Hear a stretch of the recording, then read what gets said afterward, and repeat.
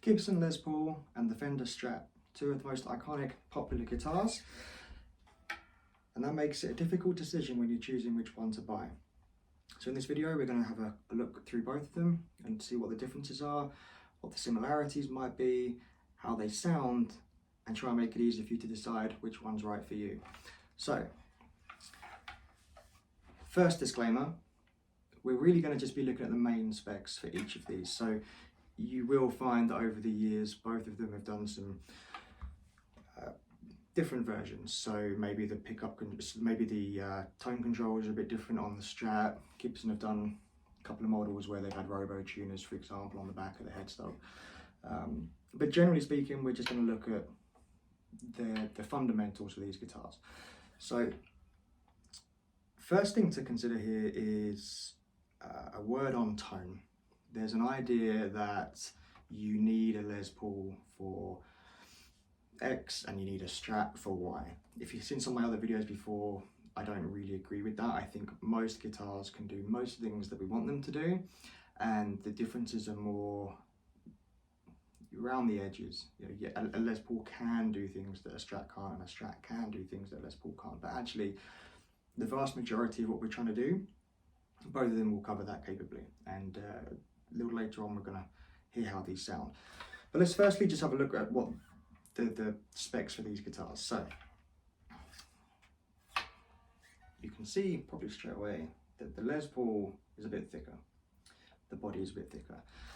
So the Les Paul, this is a standard. It has two different woods in the body.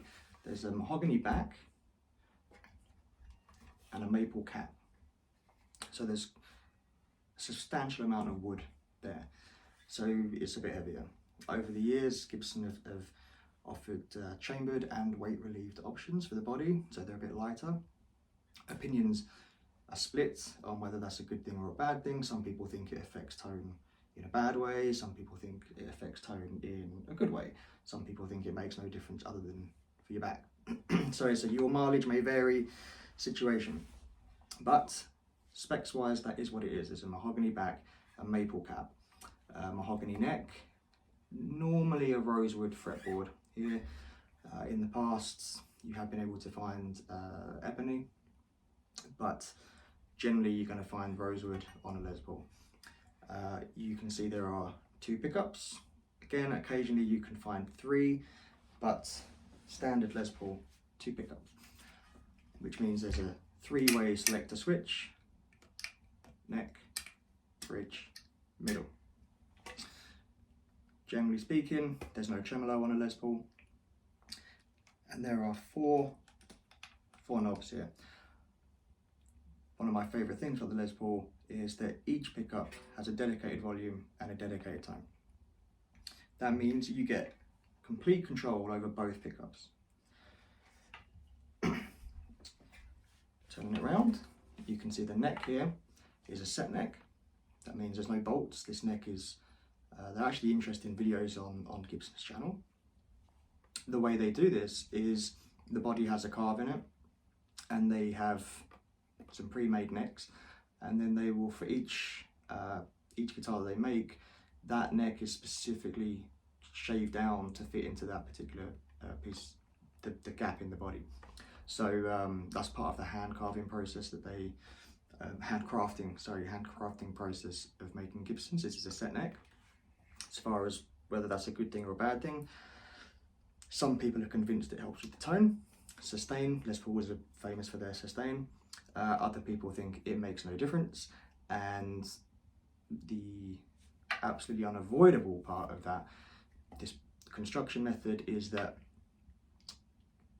if anything happens to this neck, it's a longer, more expensive, more difficult process to repair it, because as we'll see in a minute with the Fender and other bolt-on guitar necks, you can literally take it off, put a new one on with screws. You can't do that with these. So for day to day, it's not really, you don't have to think about it. It's not good or bad. But if anything goes wrong, or if you wanted to change the neck, you can't, or you can't easily. So that if you're getting a Les Paul or a guitar with a set neck, make sure you really do like the neck, because you are keeping it. And then on the back, that's pretty much it.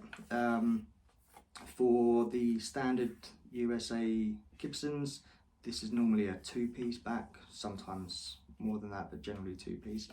And then you've got the cavity areas to access the pickup selector here, and the pickup tone controls for the pickups down there.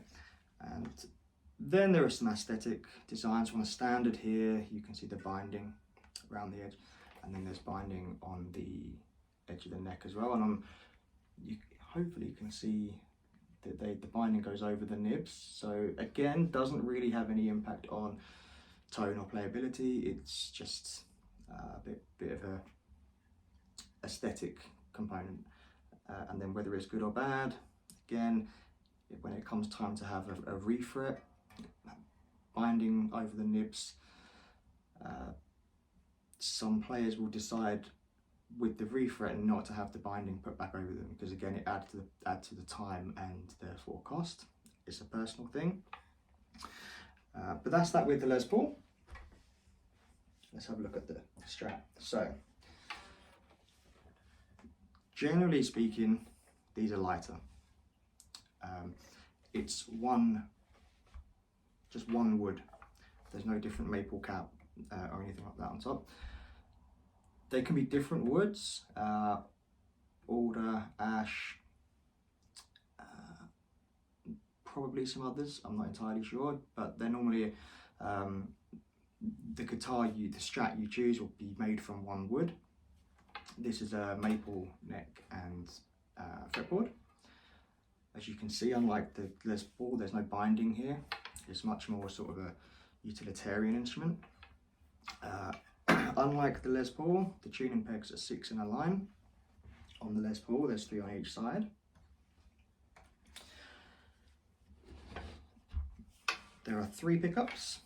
These are single coil pickups, but Strats are, you can get them in all different configurations, including with humbuckers. You can also get single coil sized, but they sound like humbuckers, so you can really modify these to your taste. This particular Strat, there's a tremolo, floating bridge. The Les Paul, like I said, normally doesn't. You can get them, you can retrofit them. Likewise, you can get Strats with a hardtail, but generally it's not uncommon to see these with tremolos. You'll notice here that the socket for your cable is on the front of the body. On the Les Paul, just banging my other guitars, on the Les Paul, it's down on the side there. Just an aesthetic difference, probably doesn't make much difference. Then there are 3 tone controls, sorry, 3 knobs, 2 tone controls, 1 volume control. Now, I mentioned on the Les Paul, there is a dedicated volume and tone for each pickup, and that's not the case with the Strat. We actually have 1 master volume, which controls all 3 pickups. And then there's a tone for, I believe, the neck, and this tone for the middle, which means there isn't a tone control for the bridge. So some players really like that, some don't. Some players find that the volume control is too clean because it's very close to the strings, the neck. The master volume very close to the strings, which means when you're playing, you can find that you bump it and it moves and it changes your volume. So it's not uncommon for players to rewire this so that this knob doesn't do anything, leaving themselves with a master volume and a master tone. You don't have to do that, not everyone does it, but it's an option. If you were to ask me my thoughts on that, the thing I really love about the Les Paul is that having the dedicated tone and volume just gives you so much control over the tone. To then remove one of those from a Strat, which is already more limited, it feels too limiting to me. But not everyone plays the same way. Some people will just put the volume on 10 and not touch it again, so they don't really need it there anyway. You may find that you get most of your tone through pedals and amps, or just through your playing style, that you just don't need it. So don't be put off by that. The fact that some people do that shouldn't put you off buying one of these. because the volume being where it is also a big plus for other players. You see some players constantly moving the volume to shape their tone, and when you're playing with the Strat, with the location of that, you can just use your pinky. It's just right there. So it really depends on your playing style, whether that's good, bad, or neutral. Now, because there are 3 pickups, we have a 5-way pickup selector switch. So that's more options than you get on the Les Paul. So you've got the neck pickup position, middle, and bridge. But there are also 2 in-between positions, so you can activate both of these pickups or both of these pickups. So it's a very versatile instrument, and that's really what they're renowned for. On the back, we just have the one plate here. Now underneath there is, you can also control the bridge. So this is a floating tremolo bridge.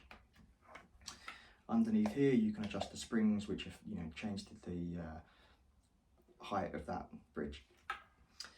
And then of course you'll see here that this is a bolt-on neck. So there are a couple of benefits to this. When Leo Fender made his guitars way back when, the focus was on working musicians and these being tools. So the idea was, if for whatever reason you needed to, you can just whip this off, put a new one on, and on you go. That still holds true today. It's also really good just for maintenance. So if you wanted to, let's say you wanted to fret dress on this, you wanted to set it up, you can just take the neck off, do what you need to do on the frets, bolt it back on, easy. It's not all about replacing it. It can just be easier to work on the neck without the body being there. So you can see that this particular Les Paul, the standard Les Paul, there's a bit more of a focus on the aesthetics, things like the binding. There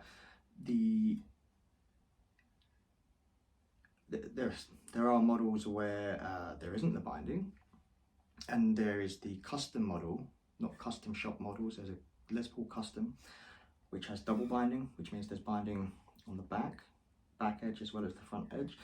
And you can see the Fender's just a bit more straight ahead. It's a guitar, let's plug it in, let's play. That's the general idea of this. In terms of the specs that you can't see, this guitar has longer scale length than this guitar. Scale length, you can see it's still got 22 frets. Both of these guitars have 22 frets, but the scale length is the distance between the nut and the bridge. In other words, how much tension's on that string. So the Les Paul's a little bit shorter. So that means 2 things for you as a player. One, there's more tension on these strings here. So bending there's a bit more resistance with bending because there's more tension on that string. The Les Paul, people generally find it easier to bend. That's also a consideration if you wanted to down tune. So if you play in E flat or drop D, there's even less tension on those strings. Players often compensate by going up a gauge. It's not uncommon for players to put lighter strings on their Fenders anyway, just because where there's that extra tension dropping down either a full size or a half. So if you use 10s on a Les Paul, maybe use 9 or 9.5, it helps you kind of have equal feeling on both. It's not mandatory. Personally, I use 10s on all the guitars, but the string tension is slightly different on the 2. And then the other thing with the string tension and that scale length is tone. So Fenders are renowned for a brighter, snappier tone. Les Pauls aren't really famed for that. And a big part of that is the scale length. You've got more tension on that string, there's a brighter, snappier tone. And that's probably led to this idea that Fenders are brighter, that sort of shadows, Hank sound, and the Les Paul more of the warmer, hard rock, Jimmy Page sound. But where that enters myth territory is that that's all they can do. So Jimmy Page is a pretty good example here. There's a well-worn phrase that nobody sold more Les Pauls than Jimmy Page's Telecaster. And what that means is Jimmy Page is obviously very famous as a Les Paul player, but actually the earliest Led Zeppelin records were played with the Telecaster. So actually a lot of the things that people associate with Les Paul tone is a Fender Telecaster. And the Les Paul originally was referred to as a Tele on steroids. It was the idea that you have a Telecaster and it can just go a bit more. So it's not true to say that these guitars exist on opposite ends of the spectrum as such. They're both, you know, they overlap significantly, but maybe there are some edges where they go where the other one can't go. So the first thing, obviously, if you're trying to decide which one to buy, the first thing really is personal preference, starting with how it looks. If this is the nicest looking guitar in the world to you, that's the guitar you should buy, because it's going to make you want to play it much more often. So move away from any idea of one guitar being better or worse than the other one. There's no better guitar than the one that makes you want to play it. That's what will make you better. In terms of comfort, playability, that's personal preference. There are people who absolutely hate the Les Paul. It's, you know, the contours of it don't work for them. The Strat's lighter. That's not to say they're all light. Some of them are heavy, and some Les Pauls are lighter, but generally speaking, they're lighter. They're thinner. The Strat's got this contour here. I don't know if you can really see it on this black model, but it kind of just rests into you a bit more. There's also a bit of a contour up here for your arm. These were improvements that Fender tried to make over the Telecasters. If you look at the Telecaster, it's more like a Les Paul in the sense that there's no contours to feed the body. They introduced that for the Strat. It's also clearly a double cutaway, so the body's cut away here. The Les Paul, the body comes down onto the fretboard here. So as far as playability, what you'll find, some people, quite a few people, don't like the Les Paul because on the back of it you can see that there's no cutaway here. So accessing the upper frets, if you were to play down here, you can see actually that my hand's fully into that carve. Now for me personally that's not a problem, and for a lot of other players that's not really a problem. But if you wanted to play regularly down here, especially the lower strings at the end of the fretboard, it is more restricted. There's no doubt about that. The Strat, less so. Now, Gibson did address this years ago, and you can find some models where there's this whole join is carved away. I believe the Les Paul Modern, which they currently sell, has that. And a few other features. The Modern has a few other features as well. I'm not going to go into that today. That's not the point of this video. But there are models where the neck carve is softer. Unfortunately, a lot of the purists hated it, purely on the basis that a Gibson Les Paul is a classic, iconic guitar and the design shouldn't be messed with, which is unfortunate, because as much as I agree it's a classic, iconic guitar, that doesn't mean it's perfect, and having easier access to the upper frets just seems like a sensible change that removed a lot of the genuine criticism that people have of this model of guitar. It's so easily fixed. Gibson did fix it. You can't see that carve from the back, so if you're saying, oh, it doesn't look right because it's a Les Paul, no one's going to see it other than you as the player. It makes life easier for you. But there we go. So thanks traditionalists for that. But again, it's only a problem if you need to play certain things down here. It's never bothered me. I do play lead and I do get down here, but I'm not often on the 6th string. or shredding. I'm not doing, you know, fast sweep picking licks up here. That's not really what I do. So that really is a personal preference, playing style type thing. The Strat is less of an issue, but I think this is one of those things that's overstated too. Unless you really are playing specific things, it's not much of a problem. You can see the popularity of the Les Paul amongst players in different genres, including metal, including you know, fast lead players. They're using the Les Paul. It's not a huge problem, but on an individual basis, it may not work for you. So the other thing to mention here is the finish. So this on the Fender is a poly finish, which is a thicker, more of a, I don't like to say the word, but I suppose it's more of a plasticky kind of finish, and it's solid. The Gibson uses a nitro cellulose finish. Now,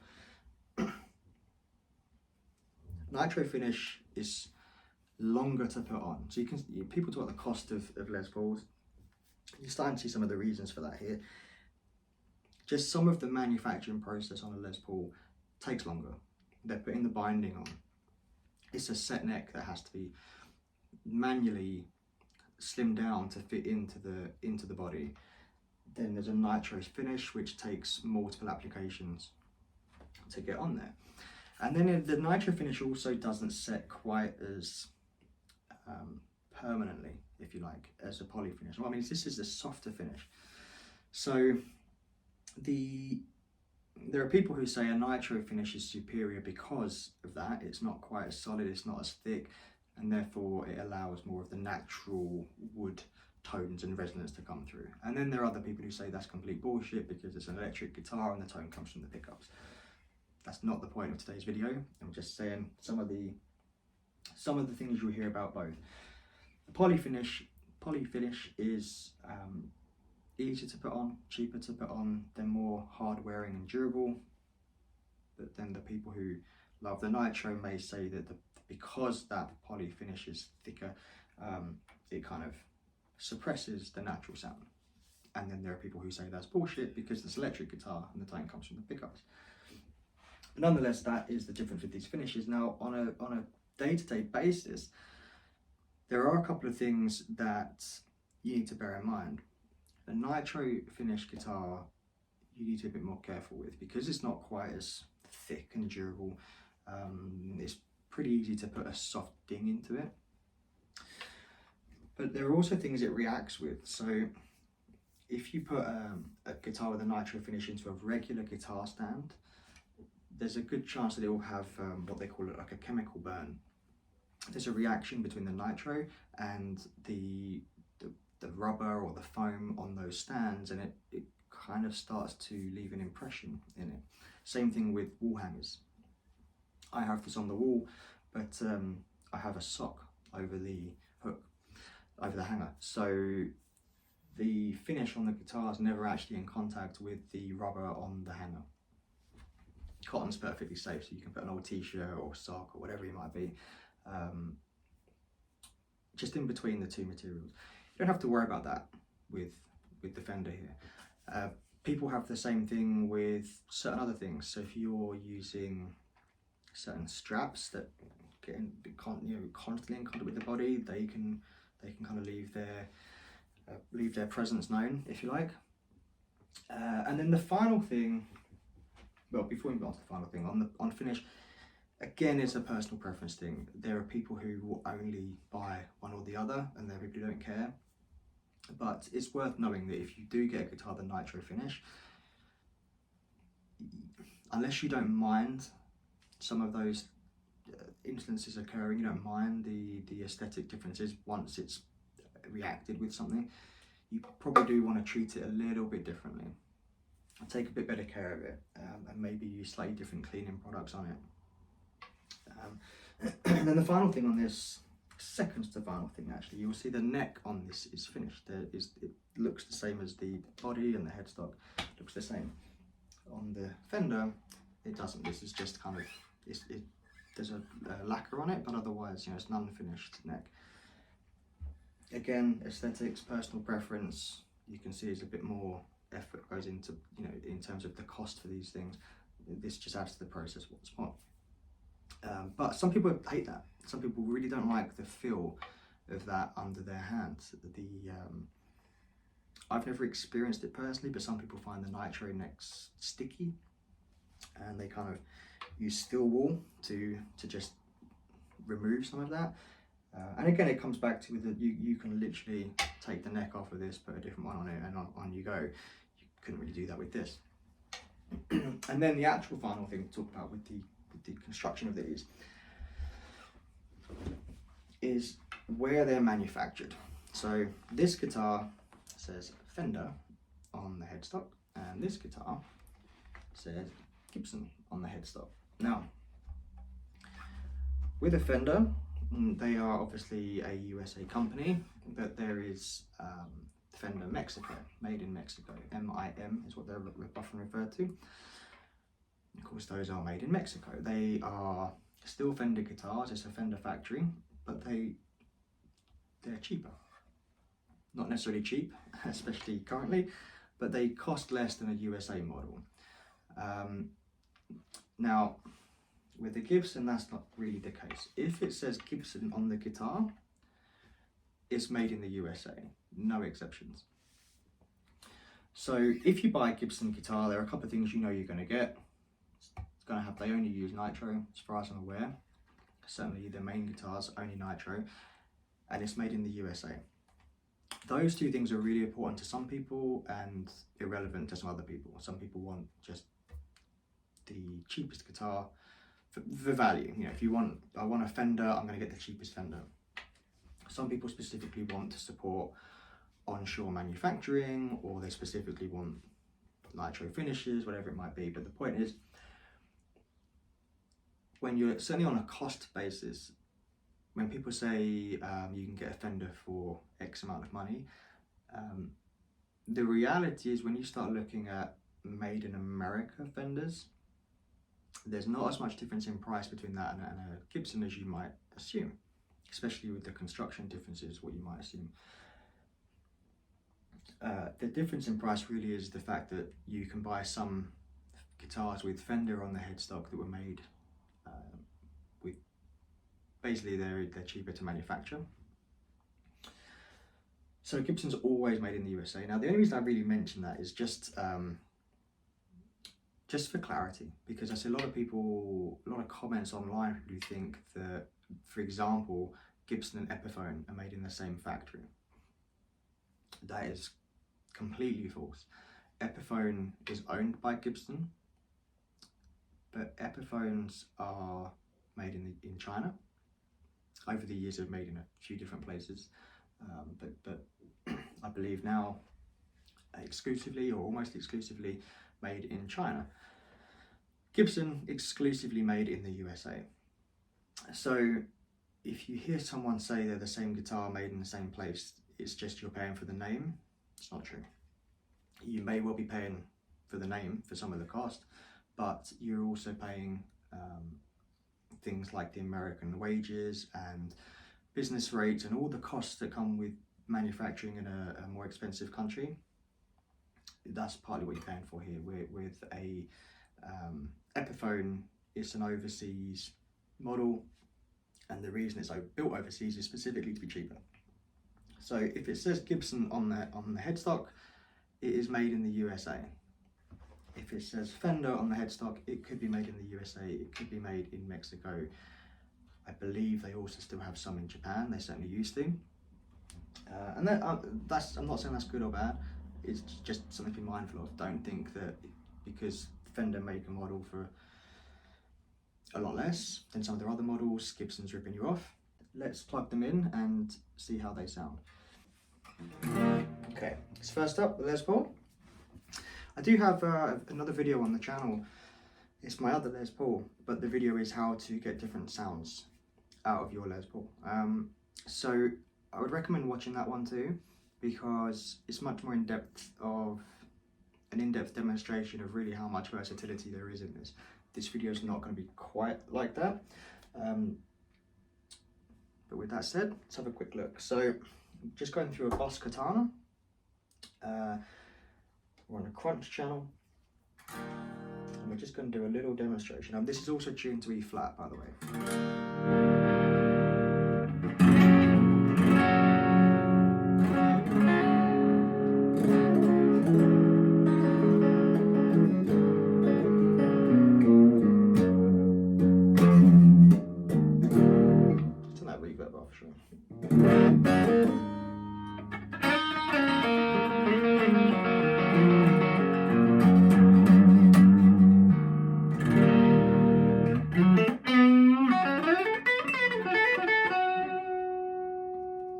So this is the neck pickup with tone and volume both on 10. But of course, if I turn the treble up on the amp,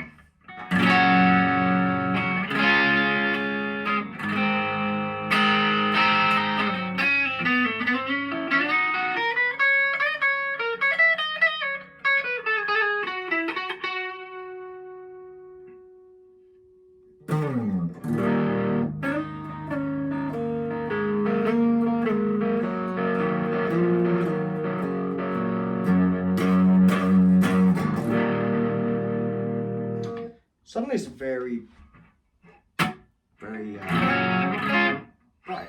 That is not really the tone you'd expect from a Les Paul, and yet there it is on the neck pickup.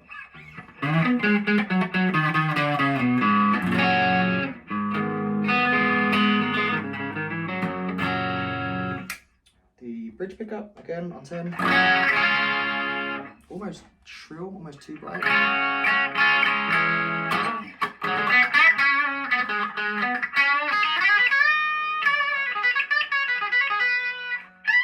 So I'll show you, you can play down here.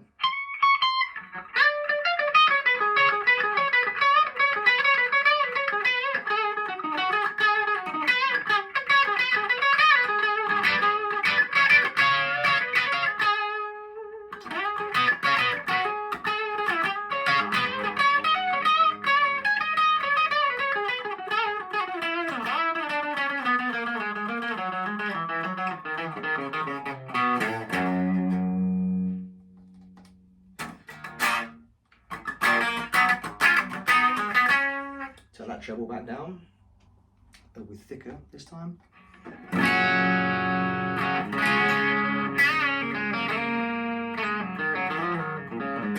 And into the middle. So everything on 10.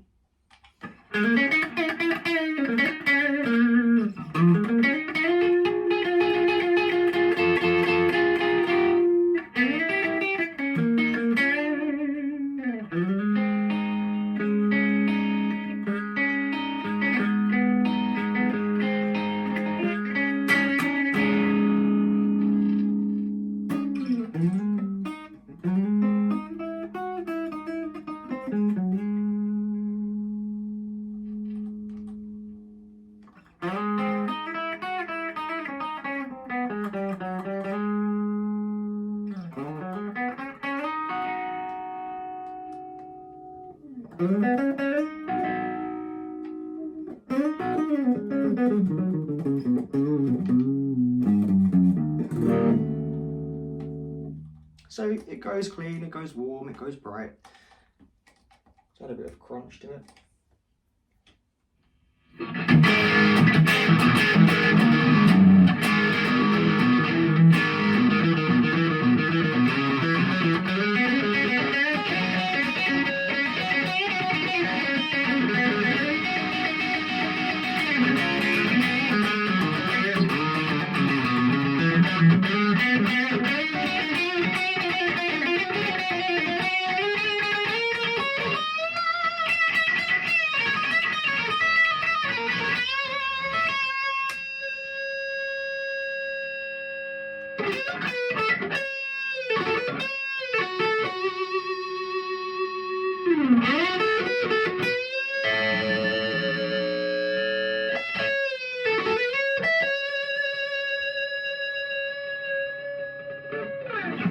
that's probably the tone that Les Paul's most known for. The neck pickup, toned down, just warm, sustaining, saturated sound.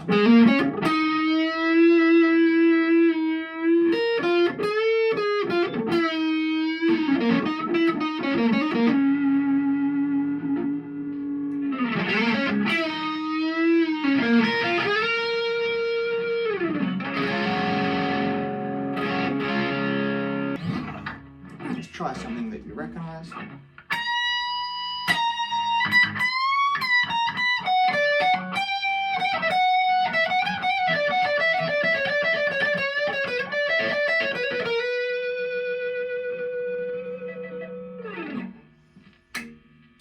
Let's try the Fender.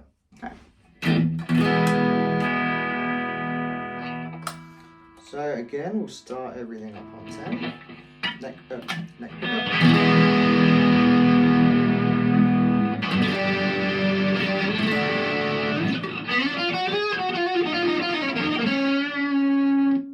the bass back.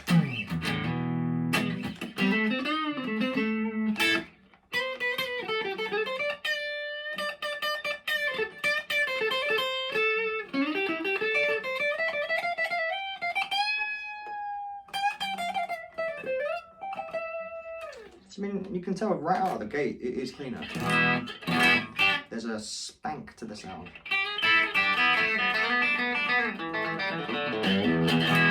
If I put the treble where it was on the Les Paul when I dialed that up,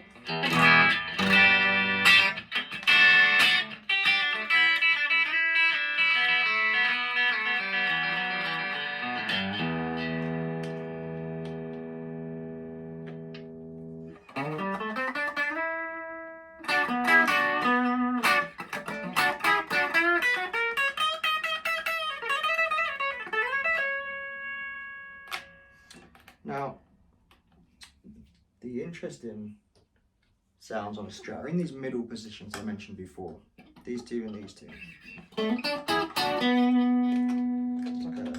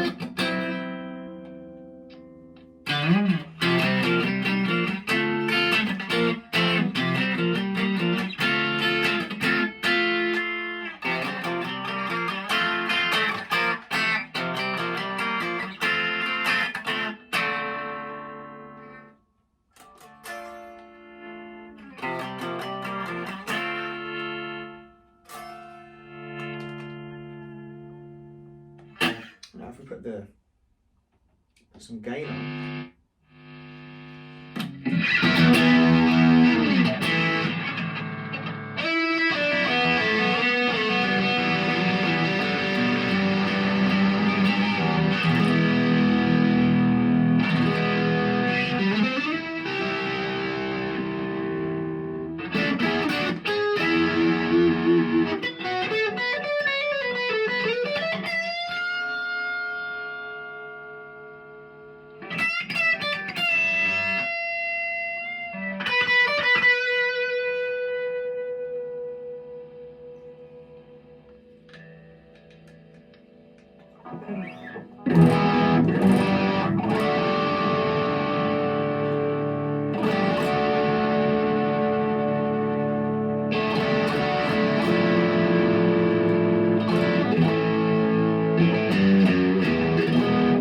So now it's a lot warmer. So, of course, you can dial these tones in. That's what I was trying to say at the beginning. Although kind of their natural tendencies might be, for this to be really bright, really snappy, and the Les Paul to be a bit on the warmer side, you can really EQ a lot of this in. Will they sound identical? No, they won't sound identical. but they might sound indistinguishable. So you'll tell the difference, but if you were to record these into a mix, things really do change. But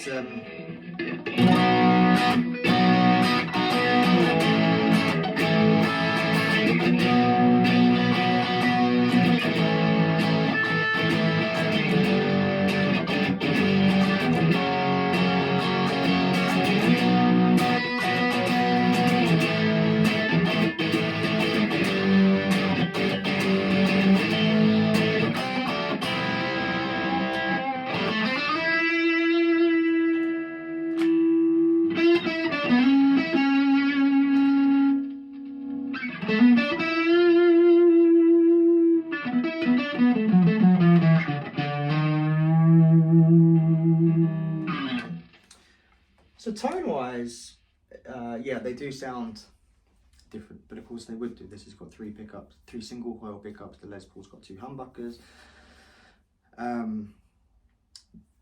But I do generally advocate that most guitars can do most things. You know, really, if you doesn't mean they will sound exactly the same, but you probably get 80 to 90% of the way there on almost all of them. And then it's really that last 10% or so that is more of a defining characteristic of that guitar. But again, you know, you start introducing pedals and amp EQs into it, then you can change that number even more. So I think first and foremost, if you're looking to buy a guitar, you're thinking Strat or Les Paul, Fender, Gibson or not, you know, we're just talking these models generally. Other manufacturers do their take on them. Order of importance really is, number one, which one do you prefer the look of? Because which one's going to make you pick it up and play it? Comfort, feel, the playability. Tone would be lower down on the list for me. Certainly as a newer player, you know, once you, if you're fortunate enough to own multiple guitars, then obviously you start honing in a bit more on, okay, I want a guitar that does this. But if you're looking to buy your first guitar, your first good guitar, or you're just deciding between these two because you've got something completely different, tone would be lower down on the list to me. It's what one really speaks to you. But there we go. So that in a nutshell, those are the differences between these two guitars. Everything's different with them. They are both as popular as they are for very, very good reason. They're both exceptional instruments. But when it comes to the differences between them, they're made from different woods. They've got different construction methods. They've got different finishes, like, you know, the poly or nitro. They've got different aesthetics. I mean, even just the scratch plate on the Strat takes up most of the body. That particular Les Paul doesn't have one at all. Les Pauls that do have one, they're normally just sort of here. The configuration for the tuning pegs is different. There's 6 aside on here. There are 3 aside on the Gibson. The scale length is different. So there's more string tension on here, less on the Les Paul. The location of the cable socket is different. You're more likely to have a tremolo on the Strat. Both got 22 frets, but you might find the Strat's easier to get your hand. The playability up here. Double cutaway. Again, some people prefer that. Generally lighter, not always, but generally. 3 pickups to 2, 5-way selector switch to 3. Not dedicated controls for each pickup, whereas the Les Paul does. So there's a lot of difference between them. And of course that may not make the decision easier. Then again, maybe it will make the decision easier, because if you know what you're looking for, if you specifically want a guitar that's got dedicated tone controls for each pickup, this is out straight away, the Les Paul's in straight away. If you don't want a nitro finish because they're too vulnerable, Les Paul's out. If you don't want a poly finish, this is out. If you don't want a bolt on neck, this is out. If you don't want a set neck, the Les Paul's out. So depending on what you're looking for, these differences might make it really easy But them being so different might make it harder to decide, because then you're really thinking which one does more of what I want it to do. So there's no substitute for getting to a shop and playing both of them in person, ideally side by side. But as I said, there is a reason that they've both been remained as popular as they have, why they're so popular, why they're so highly revered, why so many people want them and play them and recommend them. The only thing I'll say is, if you're get a lot of people's different opinions, as we do nowadays, we post online and we ask for opinions, there will always be people for every guitar who say never buy one, they're terrible, or that's all I'll play. And you kind of don't want to listen to either of those extremes. The truth is that they're both really good, and the fact that there are people who love them and hate them just speaks to the fact that you have to try it for yourself. You'll find people say, oh, the Les Paul's too heavy, or the Les Paul doesn't have the contours and I can't play it for that reason, and that's fine, they're not wrong. But it doesn't mean it will be the same experience for you. Personally, the Les Paul is the single best guitar for me, but I still couldn't part with the Strat. So I hope this video has been helpful. I hope it's helped show some of the differences and even similarities between these two models, and tonally showed that yes, they're different, and yes, they can kind of do different things, but the bulk of what they both do, you can get them close enough. So if you have any thoughts, feedback or disagreements on this, let me know in the comments below, and I will see you next time.